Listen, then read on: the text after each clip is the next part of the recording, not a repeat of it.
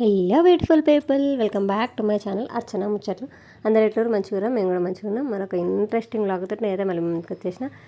And వీడియోలోకి వెళ్ళే ముందు నాకు ఒక చిన్న రిక్వెస్ట్, మీరు కనుక మన ఛానల్ చూడడం ఇదే ఫస్ట్ టైం అయితే ప్లీజ్ లైక్ చేయండి, షేర్ చేయండి. అండ్ ఏ ఒక చిన్న టాపిక్ మీకు ఇంట్రెస్టింగ్గా అనిపించిన, యూస్ఫుల్ అనిపించిన, నచ్చిన సబ్స్క్రైబ్ చేసుకోకుండా మాత్రం అస్సలు వెళ్ళకండి. సో ఈరోజు వీడియో ఏంటంటే ఎప్పుడు ట్రెండింగ్ టాపిక్ అనమాట ఈ నవరాత్రులలో. అదేంటంటే గణేష్. సో ఖైరతాబాద్ బడా గణేష్ మా సైడ్ కొన్ని మెయిన్ గణేష్లు ఉంటాయి కదా చూడాల్సినవి. మాకు దగ్గరలో అయితే ఖైరతాబాద్ బడా గణేష్ దగ్గరగా ఉంటుంది మాకు. సో చూడ్డానికి వెళ్దామని డిసైడ్ అయినాము. పిల్లలకు బాగాలేదని అమ్మ ఊరు నుండి వచ్చింది, 5 days అవుతుంది. సో పిల్లలకు బాగుంది. ఇప్పుడు సనిక్షన్ స్కూల్కి పంపించి మేము వెళ్తున్నాము. సనిక్షన్ స్కూల్కి ఎందుకు పంపించినామంటే చల్లగాలి తనకు పడదనేసి తన స్కూల్కి పంపించి మేము వెళ్తున్నాము. చిన్న పాపని తీసుకొని నేను అమ్మ చిన్న పాప వెళ్తున్నాము. సో నేనైతే దానికోసానికే రెడీ అవుతున్నా. సో సింపుల్గా రెడీ అయిపోవాలి, నాకు కంఫర్టబుల్గా ఉండాలని నేను ఈ కుర్తీ వేసుకున్నా. ఇదైతే నేను మీషో నుంచి తీసుకున్నా.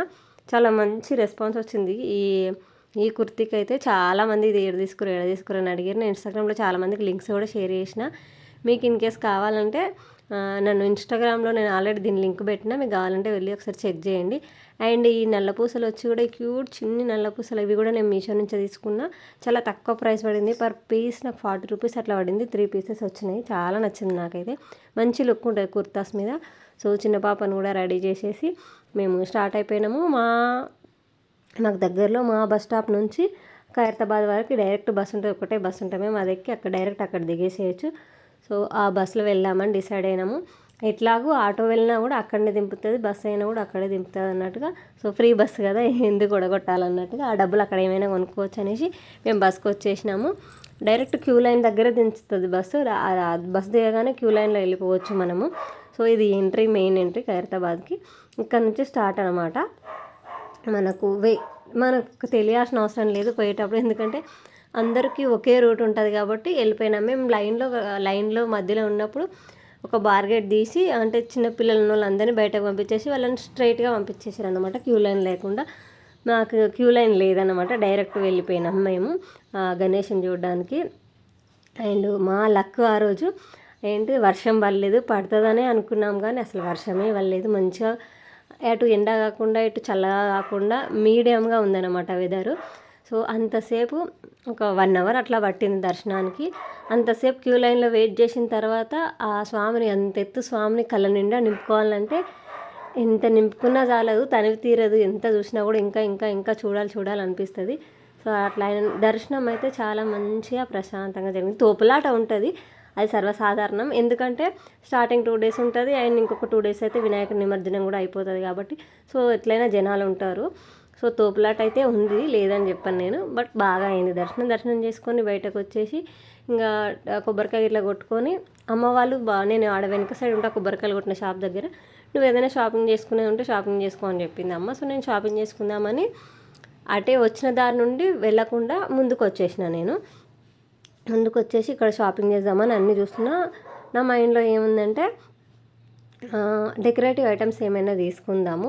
సో మళ్ళీ నెక్స్ట్ ఇయర్కి పని చేస్తే ఏమైనా డెకరేటివ్ ఐటమ్స్ తీసుకుంటే అన్నట్టుగా అవి అండ్ ఒక పెద్ద జుమ్కాస్ తీసుకోవాలని ఇట్లా 2-3 థాట్స్ ఉండే మైండ్లో.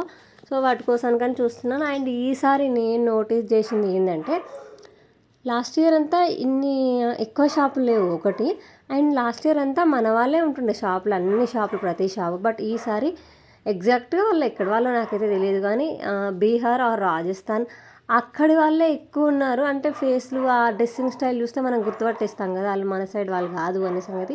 ఈసారి ఎందుకో షాప్స్ అన్నీ ఎక్కువ వాళ్ళవే ఉన్నాయి. అండ్ రేట్స్ కూడా టూ మచ్ ఉన్నాయి. అసలు జ్యువెలరీ రేట్స్ అయితే టూ మచ్ ఉన్నాయి, చాలా ఎక్కువ చెప్తారు.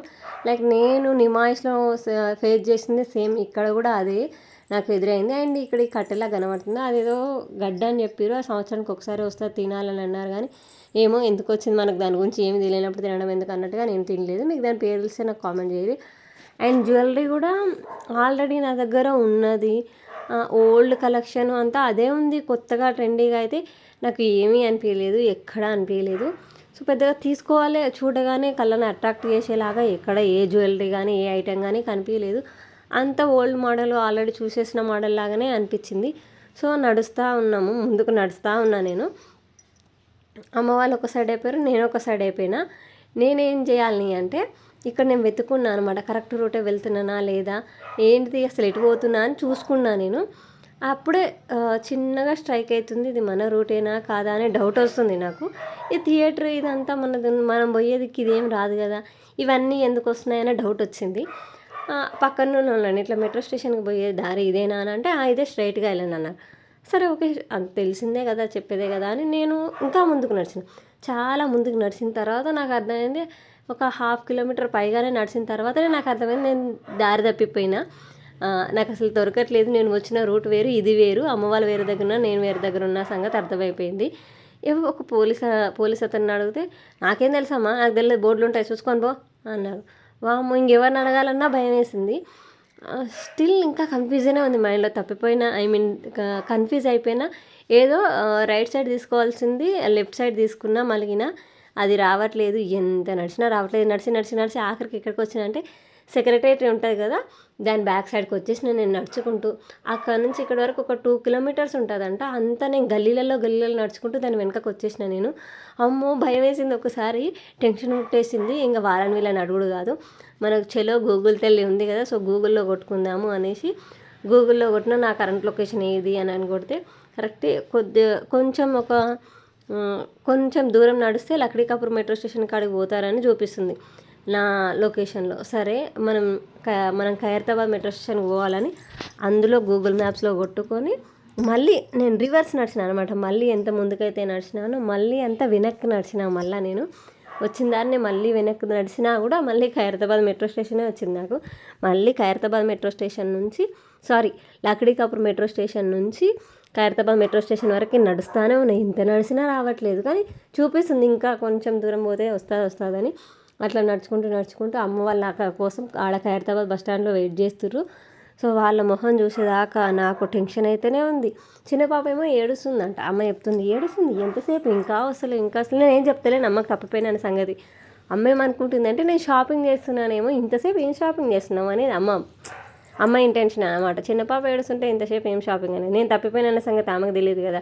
సో తర్వాత చెప్పిన లక్డీకాపూర్ మెట్రో స్టేషన్ కాడికి వచ్చిన తర్వాత చెప్పిన, అమ్మ ఇట్లా కన్ఫ్యూజ్ అయిపోయిన దారి, సో వస్తున్నా నేను అని చెప్తే, సరే మేము ఇక్కడ కూర్చున్నాము రా అని చెప్తే, అప్పుడు వాళ్ళ మొహం చూసేదాకా నాకు అసలు టెన్షన్ పోలేదు మనసులో నుంచి. అసలు ఒక 2-3 కిలోమీటర్స్ నడుస్తూనే ఉన్నా. చిరాకు వచ్చింది అసలు. నేను ఒకదాన్ని ఉండుంటే ఉన్న చోట ర్యాపిడో బుక్ చేసుకొని పోదుంటిని. బట్ అమ్మ వాళ్ళు మనం ఎక్కడున్నామో తెలియదు, ఎగ్జాక్ట్ లొకేషన్ వాళ్ళు ఎక్కడున్నారో తెలియదు.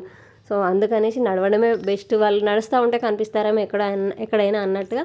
సో నడిచిన. ఎవరికైనా చెప్తే కూడా నాకైతే ఎట్లనో అనిపిస్తుంది. అంటే ఇంత పెద్దగా నువ్వు తప్పిపోవడం ఏంది, ఎవరినైనా అడిగి రావచ్చు, ఫోన్ ఉంది ఫోన్లో కొట్టుకొని రావచ్చు ఇట్లా అంటారు. ఆ క్షణానికి అవన్నీ ఆలోచనలు గుర్తురావు, టెన్షన్ ఒక్కటే ఉంటుంది. సో అట్లా దర్శనం ఎంత పీస్ఫుల్గా అయిందో, ఆ తర్వాత పడ్డ టెన్షన్ అంతా ఇంత కాదు.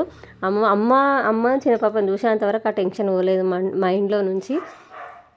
మొత్తానికి ఇట్లా అనుకున్నది ఒకటి అయింది ఒకటిలాగా. తృతిలో తప్పిన పెను ప్రమాదం అనమాట. అసలు ఎందుకు అట్లా అన్నంటే, ఒక ఆటో అతన్ని అడిగిన నేను, ఇట్లా ఖైరతాబాద్ బస్ స్టాండ్కి ఎక్కడ పోవాలంటే, ఇక్కడ నుంచి చాలా దూరం మేడం, ఆటోలో ఇక్కడ నేను తీసుకెళ్తా అన్నాడు. ఆయన చూపు అదంతా నాకు తేడాగా అనిపించింది. ఇంకా నేను అస్సలు ఎక్కలేదు. అక్కడి నుంచి నాకు భయం పుట్టుకుంది అనమాట. సో ఎట్టకేలకు అమ్మ వాళ్ళని కలుసుకున్నా. ఇట్లాంటి సిచ్యువేషన్ మీకు ఎప్పుడైనా ఎదురైందో నాతో షేర్ చేసుకోండి. So that's it for the video. Bye, see in next video.